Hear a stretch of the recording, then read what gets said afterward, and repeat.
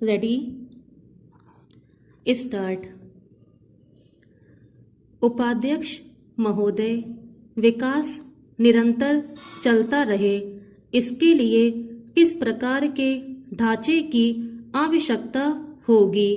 जब विनाशकारी प्रौद्योगिकियों ने पारिस्थितिक संतुलन लगभग विनष्ट कर दिया है, तो समृद्ध राष्ट्रों द्वारा शुरू की गई इस प्रवृत्ति को हम किस तरह उलट सकते हैं, और यदि इस काम में वे दूसरे छोर तक चले जाते हैं और विकासशील देशों की विकास की उचित आवश्यकताएं भी पूरी नहीं होने देना चाहते, तो ये देश किस तरह से दबाव से बच सकेंगे?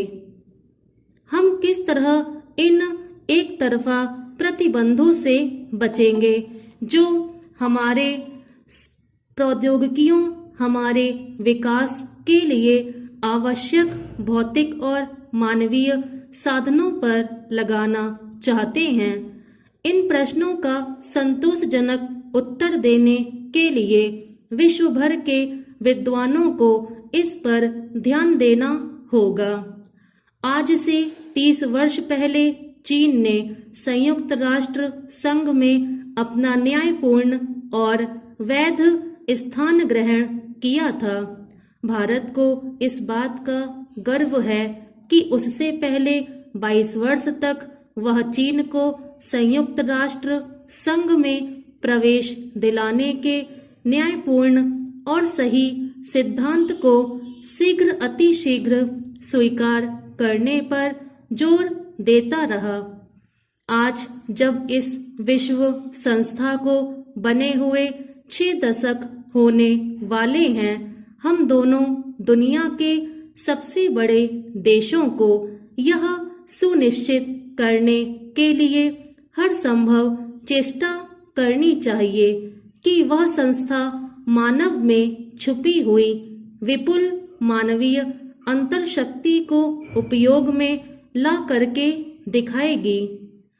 यह अंतर्शक्ति राजनीतिक और आर्थिक व्यवस्थाओं से बढ़कर होती है, जो आवश्यक तो होती है, पर यह अंतर्शक्ति आवश्यकता और भुखमरी, अज्ञान और रोग, जिससे अधिकांश मानवता आज भी पीड़ित है, कि कहीं अधिक चिंता करती है। ये पूर्व चिंताएं मानव जीवन को अकिंचन बना देती हैं, इसलिए इन सब से वास्तव में छुटकारा मिलने के बाद ही हमारा विश्व वास्तव में मुक्त और स्वतंत्र भावना का अभिन्न भाग बन सकता है। विश्व के पर्यावरण संबंधी प्रश्नों में भारत और चीन अंतर्राष्ट्रीय मंच पर सहयोग से काम करने लगे हैं। इस यात्रा के दौरान हमने जिस समझौते पर हस्ताक्षर किए हैं, उसमें यह भी कहा गया है कि द्विपक्षीय और अंतर्राष्ट्रीय दोनों स्तरों पर इस सहयोग को और तेजी से बढ़ाया जाएगा। एक सहयोगपूर्ण विश्व व्यवस्था के प्रादुर्भाव को और भी कई खतरे हैं। बड़ी संख्या में लोग जब अपनी आर्थिक समृद्धि के लिए आधुनिक प्रौद्योगिकी और विज्ञान का उपयोग करना चाहते हैं, तो इस उपयोग पर प्रतिबंध लगाने की चेष्टा की जाती है, शायद अपने वाणिज्यिक हितों को छिपाने के लिए। प्रौद्योगिकी के उपयोग पर भेदभावपूर्ण प्रतिबंध लगाना इस श्रेणी में आता है। इसलिए भारत और चीन दोनों देशों को मिलकर जो कुछ हमारे पास है, उसका उपयोग अपने लोगों के भले के लिए करना चाहिए। इतना ही महत्वपूर्ण है आणविक निरस्त्रीकरण की दिशा में वास्तविक प्रगति करने की आवश्यकता।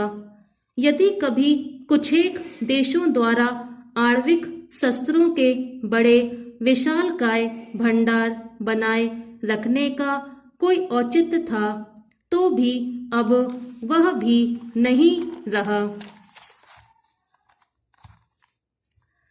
उपाध्यक्ष महोदय, भारत ने आणविक निरस्त्रीकरण के बारे में नई अंतर्राष्ट्रीय आम सहमति के बारे में प्रस्ताव किए हैं और ऐसे कदम सुझाए हैं जिनसे अधिकांश देशों की सुरक्षा से संबंधित हितों को नुकसान पहुंचाए बिना यह काम पूरा किया जा सकता है।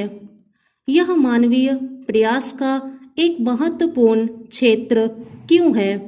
जब तक हम शांति न स्थापित कर लें, तब तक अपने मूल्यवान साधनों, प्रतिभाओं और प्रयासों को व्यर्थ में नष्ट करते रहेंगे, जो राष्ट्रीय समृद्धि और निर्माण के काम आ सकते हैं।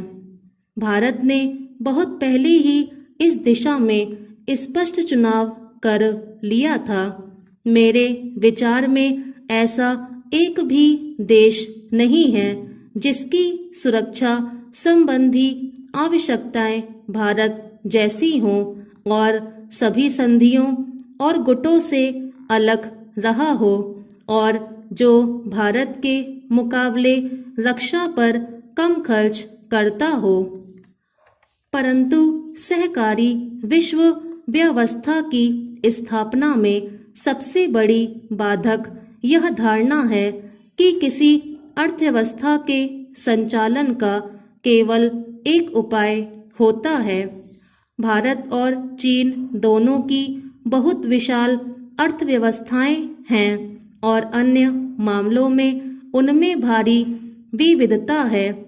इसलिए उन्हें किसी ऐसे कड़े आर्थिक मॉडल में समायोजित नहीं किया जा सकता जो कुछ छोटे और समजातीय देशों के लिए उपयोगी हों।